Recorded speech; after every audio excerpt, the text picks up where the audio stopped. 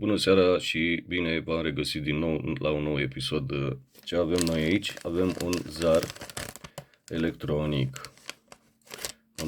Montajul electronic în sine este un kit destul de educativ pentru începători. Pentru cei mai avansați este unul distractiv, sau în ambele cazuri, și la începători și la avansați, pentru că acest montaj electronic este chiar un zar electronic. Deci observăm că avem aceste LED-uri aici care sunt dispuse exact ca un zar, sub formă de zar, și în momentul în care acționăm un micro-întrerupător, un micro-switch, observăm aici că avem acest micro-switch care urmează a fi montat. O să revin într-un episod următor cu montajul funcționabil.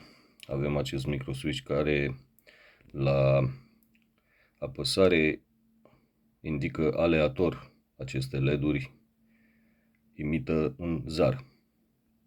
Deci este acel cub cu 6 fețe care îl aruncăm și jucăm jocuri de gen barbut sau mai știu eu ce joc, sau table, și ține de acest zar electronic. Și să tragem o privire mai întâi peste schema electronică. Este o schemă deosebit de simplă. Este vorba de mult prea cunoscutele circuite integrate 555, N555 și un numărător decadic de tip CD4017, care la ieșire de această dată are o matrice și această matrice este conectată la acest număr de 7 LED-uri și funcție de starea pe care o avem aici, dată de acest întrerupător S1, comandăm acest tranzistor de mică putere care acționează acest oscilator.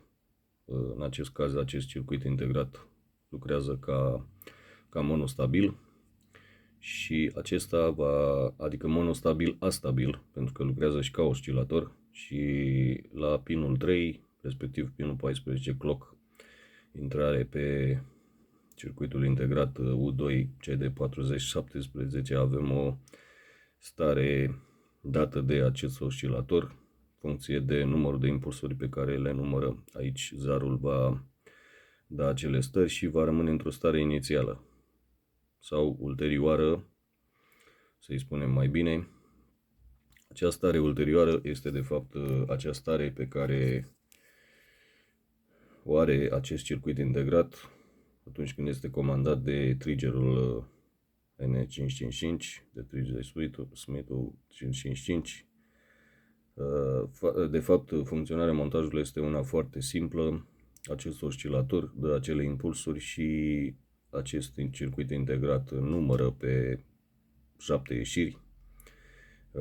Să le numărăm aici dacă sunt 7, nu cred că sunt neapărat 7, deci sunt 1, 2, 3, 4, 5. Da, avem 5 ieșiri conectate la o matrice care e conectată ulterior la aceste LED-uri. Deci avem utilizate numai 5 ieșiri ale circuitului integrat CD4017. Cele mai importante ieșiri le avem conectate aici la această matrice și în momentul în care oscilatorul debitează acele impulsuri descrescătoare, pentru că la început, când apăsăm acest switcher, o să avem o tensiune maximă pe condensatorul electrolytic C1 și astfel oscilatorul va funcționa pe o frecvență maximă, adică o frecvență maximă însemnând de ordinul sutelor de herți. Pe măsură ce, după ce eliberăm acest comutator S1, acest întrerupător S1, după ce l-am eliberat, pulsurile date de acest oscilator realizat cu circuituri integrate N555 sunt din ce în ce mai rare și astfel zarul va rămâne într-o anumită stare la ieșirile corespunzătoare circuitului integrat CD4017.